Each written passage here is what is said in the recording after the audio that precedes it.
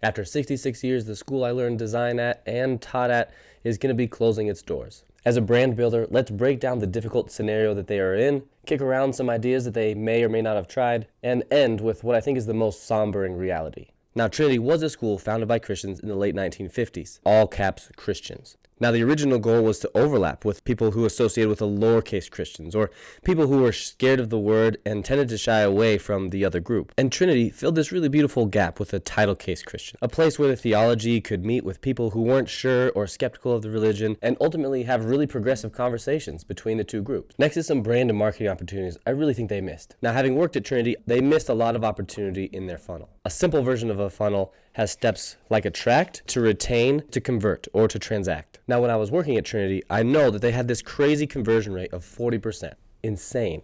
But ultimately, their top-end funnel didn't really do anything in the attract category or the retain category. So there are brand assets here and differentiating factors that I really think they could have leveraged. Number one is that positioning. Trinity had such a key hold in that place, we just didn't leverage it quite enough. Second, and practically, is the use of the troll. Now, they had the mascot, the troll, which I think is phenomenal, especially in the internet age. But not once has it been leveraged like a Duolingo or a Wendy's or a Liquid Death. We played it really safe. With a name like the Troll, there should have been a larger online presence, and using content from the Troll to do discovery and reach, and not worrying about the educate and building trust portion. By widening this funnel at the very top, we would have gotten more into the attract portion. People at Trinity used to say Trinity is the best school that no one has heard about. And no one had heard about it because the top end of the funnel is too narrow. The retain section should have been all about email lists, all about mailers, which I know we're doing as a traditional college, like every college is doing this. But there's so much opportunity in NIL deals, UGC, especially with college kids who have grown up with phones in their hands,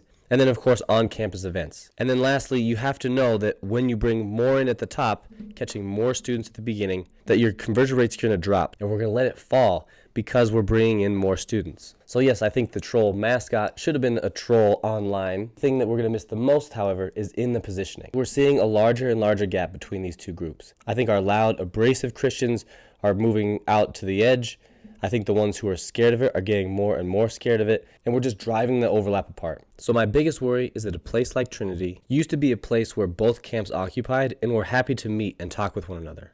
And more than being a haven for either one of these camps, I think it was a common ground where these two could meet and have really productive, healthy conversations in a safe space. Trinity really acted like an anchor, holding these two things together. And in a world where the tendency is to drift apart from one another, I think the world needs more and more places where it's safe to come together and have fruitful, meaningful conversations with one another.